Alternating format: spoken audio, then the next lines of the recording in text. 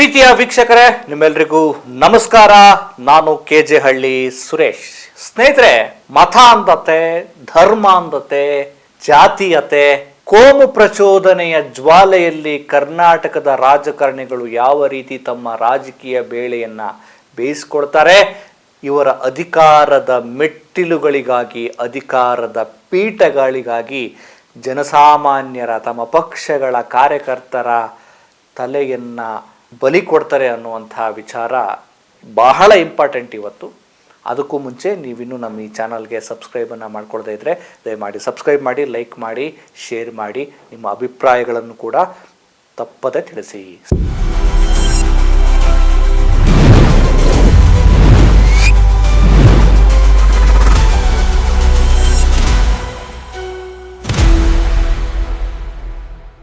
ಸ್ನೇಹಿತರೆ, ಕರ್ನಾಟಕ ಒಂದು ಕೋಮು ಸೌಹಾರ್ದ ನಾಡು, ಶಾಂತಿಯ ಬೀಡು, ಸರ್ವ ಜನಾಂಗದ ಶಾಂತಿಯ ತೋಟ. ಇಲ್ಲಿ ದಾಸರಿದ್ದಾರೆ, ಸಂತರಿದ್ದಾರೆ, ಕಬೀರರಿದ್ದಾರೆ, ಒಂದು ರೀತಿ ಸಕಲ ಎಲ್ಲ ಧರ್ಮ ಜಾತಿಗಳು ಕೂಡಿ ಬಾಳುವಂತಹ ಒಂದು ರೀತಿ ಸ್ವರ್ಗದ ತಾಣವಾಗಿ ಇದ್ದಂಥ ಈ ನಾಡಲ್ಲಿ ಒಂದಷ್ಟು ಕೋಮುವಾದಿಗಳು, ಒಂದಷ್ಟು ಮತಾಂಧರು, ಒಂದಷ್ಟು ಮೂಲಭೂತವಾದಿಗಳು ಅವಾಗವಾಗ ಬೆಂಕಿ ಇಟ್ಟು ಸಮಾಜದ ಸ್ವಸ್ಥವನ್ನು ಹಾಳು ಮಾಡ್ತಾ ಇರ್ತಾರೆ. ನಾನು ಯಾಕೆ ಇಷ್ಟು ಪೀಠಿಕೆ ಹಾಕಿದೆ ಅಂದರೆ, ಮಂಗಳೂರು, ಈ ಕರಾವಳಿ ಭಾಗದಲ್ಲಿ ಹಿಂದೂ ಮುಸ್ಲಿಮರು ಒಂದು ರೀತಿ ಸಹೋದರರಂತೆ ಬಾಳ್ತಾ ಇದ್ದಾರೆ, ಇವತ್ತಿಗೂ ಬಾಳ್ತಾರೆ. ಆಗಾಗ ಈ ಚುನಾವಣೆಗೋ ಇನ್ಯಾವುದೋ ಮತಾಂಧ ಧರ್ಮದ ಅಮಲಿನ ಪಿತ್ತ ನೆತ್ತಿಗೇರಿ ಜನಸಾಮಾನ್ಯರ ಬದುಕನ್ನ, ಸಮುದಾಯಗಳ ನಡುವೆ ಕೊಳ್ಳಿ ಇಡುವ, ಬೆಂಕಿ ಇಡುವ ಕೆಲಸವನ್ನ ಈ ಮತಾಂಧ ರಾಜಕಾರಣಿಗಳು ಮಾಡ್ತಾರೆ. ಆ ಒಂದು ಸಬ್ಜೆಕ್ಟಿಗೆ ಸಂಬಂಧಪಟ್ಟ ಸ್ಟೋರಿ ಇದು. ನೋಡಿ, ನಿಮ್ಮ ಎಲ್ರಿಗೂ ಗೊತ್ತಿದೆ, ಶರತ್ ಮಡಿವಾಳ, ಈ ಮಂಗಳೂರು ಭಾಗದ, ಬಂಟ್ವಾಳದ ಭಾಗದ ಈ RSS ಹಿಂದೂ ಸಮುದಾಯದ ಒಬ್ಬ ಕಾರ್ಯಕರ್ತ. ಈ ಶರತ್ ಮಡಿವಾಳ ಹತ್ಯೆ ಪ್ರಕರಣ, ಈ ಶರತ್ ಮಡಿವಾಳ ಹತ್ಯೆಯಾಗಿ 9 ವರ್ಷ ಕಂಪ್ಲೀಟ್ ಆಗಿದೆ. ಸೊ ಇಂಥ ಸಂದರ್ಭದಲ್ಲಿ ಮತ್ತೊಬ್ಬ ಹಿಂದೂ ಕಾರ್ಯಕರ್ತ, RSS ಹಿನ್ನೆಲೆ ಇರುವ ಮತ್ತು ಹಿಂದೂ ಜಾಗರಣ ವೇದಿಕೆಯ ಮಾಜಿ ಸದಸ್ಯ ಸಂದೀಪ್ ಪೂಜಾರಿ ಪಂಪ್ವೆಲ್ ಅಂತ, ಸಂದೀಪ್ ಪೂಜಾರಿ ಪಂಪ್ವೆಲ್ ಅವರು ಸಾಮಾಜಿಕ ಜಾಲತಾಣದಲ್ಲಿ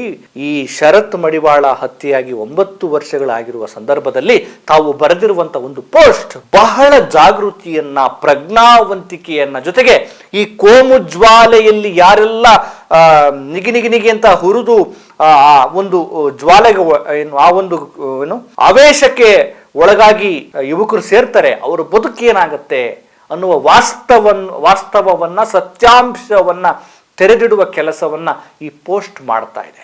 ಇವತ್ತಿನ ಪ್ರಜ್ಞಾವಂತ ಸಮಾಜ, ಇವತ್ತಿನ ಎಲ್ಲ ಸಮುದಾಯಗಳ, ಹಿಂದೂ, ಮುಸ್ಲಿಂ, ಎಲ್ಲ ಜಾತಿ ಧರ್ಮದ ಯುವಕರು ಈ ಮಾತುಗಳನ್ನ, ಈ ಪೋಸ್ಟ್ನ ಸಾರಾಂಶವನ್ನ ದಯಮಾಡಿ ಓದಬೇಕು, ಅರ್ಥ ಮಾಡ್ಕೊಳ್ಬೇಕು. ಯಾವ ರೀತಿ ರಾಜಕಾರಣಿಗಳು ಅವ್ರು ಹೇಳ್ತಾರೆ ನೋಡಿ, ಪ್ರಾರಂಭದಲ್ಲಿ ಹೇಳ್ತಾರೆ ಯಾವ ರೀತಿ ನಮ್ಮನ್ನ ಬಳಕೆ ಮಾಡ್ಕೊಳ್ತಾರೆ ಅಂತ, ಯಾವ ರೀತಿ ನಮಗೆ ಮೋಸ ಮಾಡ್ತಾರೆ ಅಂತೇಳಿ ಆ ಪೋಸ್ಟ್ ನಲ್ಲಿ ಬರೆದುಕೊಂಡಿದ್ದಾರೆ. ಅದನ್ನ ನಾನು ಹೇಳ್ತಾ ಹೋಗ್ತೀನಿ, ನೀವು ನೋಡಿ. ಅವ್ರು ಹೇಳ್ತಾರೆ, ಸಂದೀಪ್ ಪೂಜಾರಿ ಪಂಪ್ವೆಲ್ ಬರೀತಾರೆ ಫೇಸ್ಬುಕ್ ನಲ್ಲಿ, ಶರತ್ ಮಡಿವಾಳ ಹತ್ಯೆಯಾಗಿ ಇಂದಿಗೆ 9 ವರ್ಷಗಳು ಕಳೆಯಿತು. ಪಾರ್ಥಿವ ಶರೀರ ಮೆರವಣಿಗೆಯ ಸಂದರ್ಭದಲ್ಲಿ BC ರೋಡಿನ ಕೈಕಂಬದಲ್ಲಿ ನಡೆದ ಗುಂಪು ಘರ್ಷಣೆಯ ಸಂದರ್ಭದಲ್ಲಿ ಒಟ್ಟು 3 ಪ್ರಕರಣಗಳು ನನ್ನ ಮೇಲೆ ದಾಖಲಾಗಿದ್ದವು. ಅದರಲ್ಲಿ ಜೈಲು ವಾಸವೂ ಕೂಡ ಆಗಿತ್ತು. ಆದರೆ ಕಳೆದ 9 ವರ್ಷದಲ್ಲಿ ನಾವು ಮಾತ್ರ ಬಂಟ್ವಾಳ ಕೋರ್ಟ್ಗೆ ಹಾಜರಾಗಲೇಬೇಕು. ಯಾಕೆಂದ್ರೆ 3 ಪ್ರಕರಣಗಳಲ್ಲಿ ಒಂದನ್ನು ಮಾತ್ರ ಬಿಟ್ಟು ಇನ್ನುಳಿದ 2 ಪ್ರಕರಣಗಳಲ್ಲಿ ನಾನಾ ಕಾರಣಗಳಿಂದ ನಾನು ಚಾರ್ಜ್ ಆಗಿಲ್ಲ ಅಂತೇನೋ ಬರ್ಕೊಂಡಿದ್ದಾರೆ. ಅಂದ್ರೆ ಅದರಿಂದ ಹೊರಗಡೆ ಬಂದಿಲ್ಲ ಅಂತ. ಸಾಮಾಜಿಕ ಜಾಲತಾಣದಲ್ಲಿ ಬಂದು ಬೌದ್ಧಿಕ ಪ್ರವಚನ ಮಾಡೋದಕ್ಕೂ ಮತ್ತು ಅದನ್ನು ಅನುಭವಿಸೋದಕ್ಕೂ ತುಂಬಾ ವ್ಯತ್ಯಾಸ ಇದೆ. ಸಾಮಾಜಿಕ ಜಾಲತಾಣಗಳಲ್ಲಿ ಬಂದು ಭಾಷಣ ಮಾಡ್ತಾರಲ್ವಾ, ಆನಂತರ ಆ ಭಾಷಣದ ಕೆಟ್ಟ ಪರಿಣಾಮಗಳನ್ನ ಅನುಭವಿಸೋದಕ್ಕೂ ಬಹಳ ವ್ಯತ್ಯಾಸ ಇದೆ ಅಂತ ಅವ್ರು ಹೇಳ್ತಿದ್ದಾರೆ. ಆಮೇಲೆ ಜಿಲ್ಲೆಯಲ್ಲಿ ನಡೆಯುವ ಕೊಲೆಯ ಹೆಸರಿನಲ್ಲಿ ಶಾಸಕರಾದವರು ಮಾತ್ರ ಕಳೆದ 9 ವರ್ಷದಲ್ಲಿ ತಮ್ಮ ಮಕ್ಕಳು, ಮೊಮ್ಮಕ್ಕಳಿಗೆ ಬೇಕಾಗುವಷ್ಟು ಜೋಳಿಗೆಯನ್ನ ತುಂಬಿಸಿಕೊಂಡಿದ್ದಾರೆ ಅನ್ನೋದು ಬೇರೆಯ ಮಾತು. ಈ ಒಂದು ಪೋಸ್ಟ್ ಸಾಮಾಜಿಕ ಜಾಲತಾಣಗಳಲ್ಲಿ ಬಹಳ ವೈರಲ್ ಆಗ್ತಾ ಇದೆ, ಎಲ್ಲ ಕಡೆ ಶೇರ್ ಆಗ್ತಾ ಇದೆ. ಅದ್ರ ಬಗ್ಗೆ ಕಮೆಂಟ್ಗಳನ್ನು ಕೂಡ ಕೆಲವರು ವ್ಯಕ್ತಪಡಿಸ್ತಿದ್ದಾರೆ, ಅಭಿಪ್ರಾಯಗಳನ್ನು ಕೂಡ ಹೇಳ್ತಾ ಇದ್ದಾರೆ. ಅಂದ್ರೆ ದೊಡ್ಡ ದೊಡ್ಡ ಈ ಮುಖಂಡರುಗಳು, ಜನಪ್ರತಿನಿಧಿಗಳು ಹಿಂದುತ್ವದ ಹೆಸರಿನಲ್ಲಿ ಭಾಷಣ ಮಾಡಬೇಕು.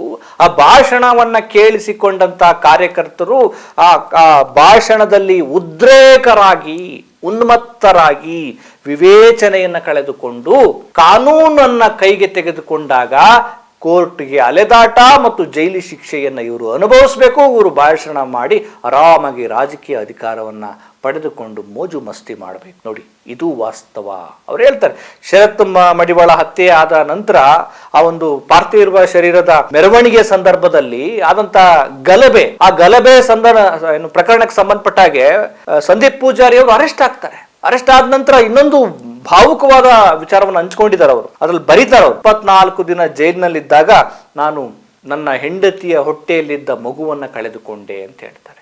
ನೋಡ್ರಿ, ಸಂಕಷ್ಟದ ಸಂದರ್ಭದಲ್ಲಿ ಕುಟುಂಬಕ್ಕೆ ಅನಿವಾರ್ಯವಾಗಿರುವ, ನೀವು ಆಧಾರವಾಗಬೇಕಾಗಿರುವ ಸಂದರ್ಭದಲ್ಲಿ ನೀವು ಜೈಲಿಗೆ ಹೋದಾಗ, ಇನ್ನೆಲ್ಲೋ ಕಾನೂನಿನ ಅಲೆದಾಟಕ್ಕೆ ಸಿಕ್ಕಾಕೊಂಡಾಗ ನಿಮ್ಮ ಕುಟುಂಬವನ್ನ ಯಾರೋ ಪೋಷಣೆ ಮಾಡಿಬಿಡ್ತಾರೆ, ನಿಮ್ಮ ಕುಟುಂಬವನ್ನ ಯಾರೋ ರಕ್ಷಣೆ ಮಾಡ್ತಾರೆ ಅಂತ ಅಂದ್ಕೊಳ್ಳೋದು ಮೂರ್ಖತನ. ನಿಮ್ಮ ಕುಟುಂಬಕ್ಕೆ ನೀವೇ ಆಸರೆಯಾಗಬೇಕು, ನಿಮ್ಮ ಕುಟುಂಬವನ್ನ ನೀವೇ ಪೋಷಿಸಬೇಕು. ನೋಡಿ, ಆ ಸಂದೀಪ್ ಅವರು ತಮ್ಮ ಮಗುವನ್ನು ಕಳ್ಕೊಳ್ತಾರೆ. ಆ ದುಃಖದ ಸಂದರ್ಭದಲ್ಲಿ ತನ್ನ ಸಂಗಾತಿಯ ಜೊತೆ, ತನ್ನ ತಂದೆ ತಾಯಿಗಳ ಜೊತೆ ಇರಬೇಕಾಗಿತ್ತು. ಆ ನೋವನ್ನು ಅವ್ರು ಶೇರ್ ಮಾಡ್ಕೊಳ್ಬೇಕಾಗಿತ್ತು. ಆದ್ರೆ ಅವ್ರು ಜೈಲಿನಲ್ಲಿ ನರಕ ಯಾತನೆ ಅನುಭವಿಸ್ತಾ ಇರ್ತಾರೆ. ಕಾರಣ, ಈ ದೊಡ್ಡ ದೊಡ್ಡ ಈ ಹಿಂದುತ್ವದ ಅಮಲನ್ನ ಇವರು ತಲೆಗೇರಿಸಿಕೊಂಡು ಸ್ವಲ್ಪ ತಲೆಗೇರಿಸ್ಕೊಳ್ತಾರೆ. ಆಮೇಲೆ ಅದನ್ನ ಯುವಕರಿಗೆ ಟ್ರಾನ್ಸ್ಫರ್ ಅಂದ್ರೆ ಇಂಜೆಕ್ಟ್ ಮಾಡ್ಬಿಡ್ತಾರೆ, ವಿಷವನ್ನ ಅವರು ವರ್ಗಾವಣೆ ಮಾಡ್ಬಿಡ್ತಾರೆ. ಆ ವಿಷ ಆ ಹಿಂದುತ್ವದ ಅಮಲು ತಲೆಗೇರಿಸಿಕೊಂಡಂತ ಮತೀಯತೆ ಅಂದ್ರೆ ವಿವೇಕವನ್ನ ಕಳೆದುಕೊಂಡಂತ ಯುವಕರು ಏನು ಬೇಕೋ ಅದನ್ನ ಮಾಡ್ಬಿಡ್ತಾರೆ. ಮನಸ್ಸು ಏನ್ ಹೇಳುತ್ತೆ ಅದಕ್ಕೆ ಒಂದು ಲಂಗು ಇರಲ್ಲ, ಲಗಾಮ್ ಇರಲ್ಲ. ಮನಸ್ಸು ಏನ್ ಹೇಳುತ್ತಂಗೆ, ಕಲ್ ತೂರಾಟ ಮಾಡ್ಬೇಕಾ ಕಲ್ ತೂರಾಟ, ಬೆಂಕಿ ಇಡಬೇಕಾ ಬೆಂಕಿ, ಗಲಭೆ ಮಾಡ್ಬೇಕಾ ಗಲಭೆ ಮಾಡಬೇಕು. ನಾನು ಮಾಡುವ ಈ ಉನ್ಮತ್ತತನದಲ್ಲಿ, ಈ ಮತಾಂಧತೆಯ ಉನ್ಮತ್ತಿನಲ್ಲಿ ನಾನು ಮಾಡುವ ಈ ದುಷ್ಕೃತ್ಯಗಳು, ಕಿಡಿಗೇಡಿತನಗಳು ಸಮಾಜಕ್ಕೆ, ಸಮಾಜದ ಶಾಂತಿಗೆ, ನೆಮ್ಮದಿಗೆ ಭಂಗ ತರುತ್ತೆ, ಅವರ ಬದುಕನ್ನು ಹಾಳು ಮಾಡುತ್ತೆ. ನಾವು ನೋಡಿ, ಈ ಕೋಮು ಗಲಭೆಗಳೆಲ್ಲ ನಾವು ನೋಡಿದೀವಿ. ಯಾವುದೋ ಕಾರಣಕ್ಕೆ ಯಾರ್ಯಾರಿಗೋ ಗಲಾಟೆ ಆಗಿರುತ್ತೆ. ಆದ್ರೆ ರೊಚ್ಚಿಗೆದ್ದಂತ ಯುವಕರು ಕಾನೂನನ್ನ ಕೈಗೆ ತೆಗೆದುಕೊಂಡು ಅಲ್ಲಾರೋ ತರಕಾರಿ ಮಾರ್ತಾ ಇರ್ತಾರೆ, ಅಲ್ಲಿಗೋಗಿ ಬೆಂಕಿ ಇಡೋದು. ಇನ್ಯಾವುದೋ ಮನೆ ಇರುತ್ತೆ, ಅಲ್ಲಿಗೋಗಿ ಕಲ್ ತೂರಾಟ ಮಾಡೋದು. ಇನ್ಯಾವುದೋ ಗಾಡಿ ಸಿಗುತ್ತೆ, ಅಲ್ಲೋಗಿ ಬೆಂಕಿ ಹಚ್ಚೋದು. ಇದು ವೀರರು, ಶೂರರು, ಧೀರರು, ಪ್ರಜ್ಞಾವಂತರು, ವಿವೇಕಿಗಳು ಮಾಡೋ ಕೆಲಸ ಅಲ್ಲ. ಇದು ಈ ರೀತಿ ಮೂಲಭೂತವಾದಿತನವನ್ನ, ಈ ರೀತಿ ಮತಾಂಧತೆಯನ್ನ, ಅಂಧಭಕ್ತಿಯನ್ನ, ಅಂಧಶ್ರದ್ಧೆಯನ್ನ ತಲೆಗೆ ತುಂಬಿಸಿಕೊಂಡಂತ ಹುಚ್ಚು ಯುವಕರು ಮಾಡುವ ದುಷ್ಕೃತ್ಯಗಳು ಮಾಡ್ತಾರೆ.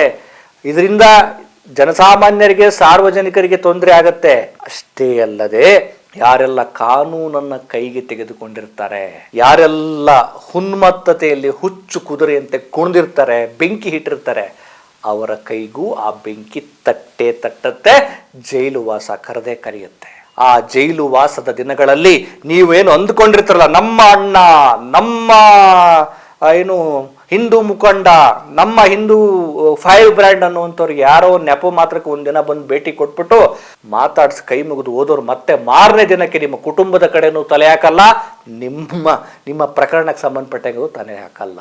ನೀವು ಬೆಂಕಿ ಇಟ್ಟಿದ್ರೆ ಅದಕ್ಕೆ ಶಿಕ್ಷೆ ಅನುಭವಿಸ್ಲೇಬೇಕು. ನಿಮಗೆ ಬೇಲ್ ಕೊಡಿಸ್ಬೋದು, ಹೆಚ್ಚು ಅಂದ್ರೆ ನಿಮ್ಗೆ ಬೇಲ್ ಸಿಕ್ಕರೆ ಅದು ನಿಮ್ಮ ಪುಣ್ಯ, ಸಿಗದೇ ಇದ್ರೆ ನೀವು ಬೆಂಕಿ ಇಟ್ಟ ಕಾರಣಕ್ಕೋಸ್ಕರ ಶಿಕ್ಷೆ ಅನುಭವಿಸ್ಲೇಬೇಕು. ನೀವು ಯಾರ್ದೋ ಮಾತು ಕೇಳಿ, ನೀವು ಯಾರ್ದೋ ಮಾರ್ಕಾಸ್ತ್ರಗಳನ್ನು ತೆಗೆದುಕೊಂಡು ರಕ್ತ ಹರಿಸಿದ್ರೆ ಅದಕ್ಕೆ ಶಿಕ್ಷೆ ಅನುಭವಿಸ್ಲೇಬೇಕು. ಹಿಂದುತ್ವದ ಹೆಸರಲ್ಲಿ ಅಥವಾ ಧರ್ಮಾಂಧತೆಯ ಹೆಸರಲ್ಲಿ ಯಾರಾದರೂ ಮಾರಕಾಸ್ತ್ರಗಳನ್ನು ತೆಗೆದುಕೊಂಡು ದುಷ್ಕೃತ್ಯಗಳನ್ನು ಮಾಡಿದ್ರೆ ಅದಕ್ಕೆ ಶಿಕ್ಷೆ. ಅದು ನಾನು ಧರ್ಮದ ಹೆಸರಲ್ಲಿ ಈ ರೀತಿ ದುಷ್ಕೃತ್ಯ ಮಾಡಿದ್ದೀನಿ ಅಂತ ನಿಮ್ಗೆ ಕೈ ಬಿಡಲ್ಲ. ಕಾನೂನು ಕೇಳೋದೇನು ಅಂದ್ರೆ ಈ ನೆಲದ ಕಾನೂನನ್ನು ನೀನು ಪಾಲನೆ ಮಾಡಬೇಕು. ಧರ್ಮ ಅನಂತರ ಯಾವ ಧರ್ಮಗಳು ಕೂಡ ಈ ರೀತಿ ದುಷ್ಕೃತ್ಯಗಳನ್ನ, ಬೆಂಕಿಯನ್ನ, ಗಲಭೆಗಳನ್ನ ಮಾಡಿ ಅಂತ ಹೇಳ್ತಾ ಇಲ್ಲ. ಮುಸ್ಲಿಂ ಧರ್ಮದಲ್ಲೂ ಮೂಲಭೂತವಾದಿಗಳಿದ್ದಾರೆ, ಹಿಂದೂ ಧರ್ಮದಲ್ಲೂ ಮೂಲಭೂತವಾದಿಗಳಿದ್ದಾರೆ, ಎಲ್ಲ ಜಾತಿ ಧರ್ಮಗಳಲ್ಲೂ ಒಂದಷ್ಟು ಜನ ಮೂಲಭೂತವಾದಿಗಳು ಮತ್ತು ಕಿಡಿಗೇಡಿಗಳು ಇದ್ದೇ ಇದ್ದಾರೆ. ಆದ್ರೆ ಇವರಿಗೆ ಆ ಧರ್ಮದ ಆಶಯಗಳನ್ನು ಸರಿಯಾಗಿ ತಲುಪಿಸಿಲ್ಲ. ಏನ್ ಹೇಳ್ತಾರೆ ಇವ್ರನ್ನ ಜನಕಂಟಕ, ಮೂಲಭೂತವಾದಿ ಜನಕಂಟಕರು. ಇಂಥ ಧರ್ಮದಲ್ಲಿರುವಂತ ಯುವಕರನ್ನ, ಬಿಸಿ ಬಿಸಿ ರಕ್ತದ ಯುವಕರನ್ನ ಬಳಕೆ ಮಾಡಿಕೊಂಡು ಅವರ ತಲೆಯಲ್ಲಿ ಮತಾಂಧತೆಯನ್ನು ತುಂಬಿ ಸಮಾಜದಲ್ಲಿ ಬೆಂಕಿ ಇಡೋ ಕೆಲಸವನ್ನ ಮಾಡ್ತಾರೆ. ಆ ಬೆಂಕಿಯ ಜ್ವಾಲೆಯಲ್ಲಿ ಇವರು ಗಹಗಹಿಸಿ ನಗ್ತಾ ಇವರು ಅಧಿಕಾರದ ಪೀಠದಲ್ಲಿ ಕುಳಿತಿರ್ತಾರೆ. ನೀವು ಆ ಜ್ವಾಲೆಯಲ್ಲಿ ಕಮರಿ ಹೋಗ್ತಾ ನಿಮ್ಮ ಬದುಕನ್ನು ನಿಮ್ಮ ಕುಟುಂಬವನ್ನು ನಾಶ ಮಾಡ್ಕೊಳ್ತೀರಿ. ಇದು ಹಿಂದೂ ಧರ್ಮದ ಮೂಲಭೂತವಾದಿಗಳಿಗೂ ಅನ್ವಯಿಸುತ್ತೆ, ಮುಸ್ಲಿಂ ಧರ್ಮದ ಮೂಲಭೂತವಾದಿಗಳಿಗೂ ಅನ್ವಯಿಸುತ್ತೆ. ಎಲ್ಲ ಧರ್ಮದಲ್ಲೂ ಒಳ್ಳೆಯದೇನೆ ಹೇಳಿದಾರೆ ಕಣ್ರಿ. ನೋಡಿ, ಮುಸ್ಲಿಂ ಧರ್ಮದಲ್ಲಿ ತಾಯಿಯ ಪಾದದಡಿಯಲ್ಲಿ ಸ್ವರ್ಗ ಇದೆ ಅಂತ ಹೇಳಿ ಅವರ ದಾರ್ಶನಿಕರು. ಮುಸ್ಲಿಂ ಧರ್ಮದಲ್ಲಿ ತಾಯಿಯ ಪಾದದಡಿಯಲ್ಲಿ ಸ್ವರ್ಗ ಇದೆ ಅಂತ. ಆದರೆ ಅಲ್ಲಿ ಕೆಲವು ಮತಾಂಧರು ನೀನು ದುಷ್ಕೃತ್ಯಗಳನ್ನು ಮಾಡಿದ್ರೆ ನಿನಗೆ ಎಲ್ಲೋ ಸ್ವರ್ಗ ಸಿಗುತ್ತೆ, ಅದೇನು ಕಿಡಿಗೇಡಿಗಳ ಮತ್ತು ಏನು ಕೆಟ್ಟ ವಿಷಜಂತುಗಳ ವ್ಯಾಖ್ಯಾನ. ಅದು ನೀನು ದುಷ್ಕೃತ್ಯಗಳನ್ನು ಮಾಡಿದ್ರೆ ನಿನಗೆ ಅಲ್ಲಿ ಸ್ವರ್ಗ ಸಿಗುತ್ತೆ ಅಂತ ಆ ಕೆಟ್ಟವ್ರು ಹೇಳಿರೋವಂಥದ್ದು. ಆದರೆ ನಿಜವಾದ ದಾರ್ಶನಿಕರು ಹೇಳಿರೋದೇನು ಗೊತ್ತಾ? ತಾಯಿಯ ಪಾದದಡಿಯಲ್ಲಿ ನಿನಗೆ ಸ್ವರ್ಗ ಇದೆ ಅಂತ. ಎಂಥ ಒಳ್ಳೆ ವಾತ್ಸಲ್ಯ, ಎಂಥ ಒಳ್ಳೆ ಪ್ರೀತಿ. ಅದೇ ರೀತಿ ಹಿಂದೂ ಧರ್ಮದಲ್ಲಿ ಸರ್ವೇ ಜನ ಸುಖಿನೋ ಭವಂತು, ಎಲ್ಲರನ್ನೂ ಪ್ರೀತಿಸುವುದು, ಎಲ್ಲರೊಂದಿಗೂ ಬಾಳುವುದು, ಎಂಥ ಒಳ್ಳೆಯ ಆಶಯ. ಆದರೆ ಇದ್ಯಾವುದನ್ನು ಈ ರಾಜಕಾರಣಿಗಳು, ಈ ಕೋಮುವಾದಿಗಳು, ಈ ವಿಷಕಂಟಕರು, ಜನಕಂಟಕರು ಯುವಕರುಗಳಿಗೆ, ಜನರಿಗೆ ತಲುಪಿಸದೇ ಇಲ್ಲ. ನೀನು ಧರ್ಮಕ್ಕಾಗಿ ಚಾಕು ಹಿಡಿ, ನಿನ್ನ ಧರ್ಮಕ್ಕಾಗಿ ತಲವಾರಿಡಿ, ಧರ್ಮಕ್ಕಾಗಿ ನೀನು ಬಾಂಬ್ ಹಾಕು, ನಿನ್ನ ಜನರನ್ನೆಲ್ಲ ನಾಶ ಮಾಡು. ತಡವಾಗಿಯಾದರೂ ಸಂದೀಪ್ ಪೂಜಾರಿ ಪಂಪ್ವೆಲ್ ಅಂತವರಿಗೆ ವಾಸ್ತವ ಅರ್ಥ ಆಗಿದೆ. ಅದಕ್ಕೇನೆ ಏನು ಒಂದಷ್ಟು ಈ ಧರ್ಮಗಳಲ್ಲಿ, ಧರ್ಮ ರಕ್ಷಣೆಯ ಕೆಲಸದಲ್ಲಿ ತೊಡಗಿಕೊಂಡವರು ಬದಲಾವಣೆಯಾಗಿ ಹೊರಗಡೆ ಬಂದು ಸತ್ಯವನ್ನು ಹೇಳ್ತಾ ಇದ್ರು. ಧರ್ಮೇಂದ್ರ ಕುಮಾರ್ ಅಂತವರು ಕೂಡ ಸತ್ಯವನ್ನು ಹೇಳ್ತಾ ಇದ್ರು. ನೀವು ಹೋಗಬೇಡಿ, ಧರ್ಮ ರಕ್ಷಣೆ ಅಂತೇಳಿ ನಿಮ್ಮ ಕೈಗೆ ತಲವಾರು ಕೊಡ್ತಾರೆ, ನಿಮ್ಮ ಕೈಗೆ ಚಾಕು ಕೊಡ್ತಾರೆ, ಬಂದೂಕು ಕೊಡ್ತಾರೆ, ಬಾಂಬ್ ಕೊಡ್ತಾರೆ, ನಿಮ್ಮ ಹತ್ರ ದುಷ್ಕೃತ್ಯ ನಡೆಸಿ ನಿಮ್ಮ ಬದುಕನ್ನು ಹಾಳು ಮಾಡ್ತಾರೆ. ಅವ್ರ ಮಕ್ಕಳು ಮಾತ್ರ ವಿದೇಶಗಳಲ್ಲಿ ಬೇರೆ ಬೇರೆ ಕಡೆಯಲ್ಲಿ ಆರಾಮಾಗಿ ಚೆನ್ನಾಗಿ ನೆಮ್ಮದಿಯಾಗಿರ್ತಾರೆ, ನಿಮ್ಮ ಬದುಕು ಹಾಳು ಮಾಡ್ಕೋಬೇಡಿ ಅಂತ. ಸಂದೀಪ್ ಪೂಜಾರಿ ಪಂಪ್ವೆಲ್ ಮಾತುಗಳನ್ನು ಎಲ್ಲ ಜಾತಿಯ ಹಿಂದುಳಿದ, ಅತಿ ಹಿಂದುಳಿದ, ಆಮೇಲೆ ಅಲ್ಪಸಂಖ್ಯಾತ, ಆಮೇಲೆ ಹಿಂದೂ ಧರ್ಮದಲ್ಲಿರುವಂತಹ ಬಿಲ್ಲವ, ಬೇರೆ ಬೇರೆ ಎಲ್ಲ ಜಾತಿಯ ಜನರು ಕೂಡ ಇದನ್ನ ಯುವಕರು ಅರ್ಥ ಮಾಡ್ಕೊಳ್ಬೇಕು. ಅವರು ಭಾಷಣ ಮಾಡ್ತಾರೆ, ಭಾಷಣ ಮಾಡಿ ನಿಮ್ಮನ್ನ ತಲೆ ಕೆಡಿಸ್ತಾರೆ, ನಿಮ್ಮನ್ನ ಹುಚ್ಚಿಡಿಸಿ ದುಷ್ಕೃತ್ಯ ಮಾಡಿಸ್ತಾರೆ. ಆ ದುಷ್ಕೃತ್ಯದ ಹೆಸರಿನಲ್ಲಿ ಇವರು ಅಧಿಕಾರಕ್ಕೆ ಬರ್ತಾರೆ. ನಿಜವಾಗ್ಲೂ ಒಳ್ಳೆಯ ವಿಚಾರವನ್ನ, ಅಂದ್ರೆ ಸಂದೀಪ್ ಪೂಜಾರಿ ಒಂದು ಪರಿವರ್ತನೆ ಮಾಡಿ ಆ ಪೋಸ್ಟನ್ನು ಮಾಡಿದ್ದಾರೆ. ಸೊ ನಾನು ಹೇಳೋದು ಅಷ್ಟೇ, ಎಲ್ಲ ಜಾತಿಯ ಧರ್ಮದವರು ಮನುಷ್ಯತ್ವಕ್ಕೆ ಆದ್ಯತೆ ಕೊಡೋಣ.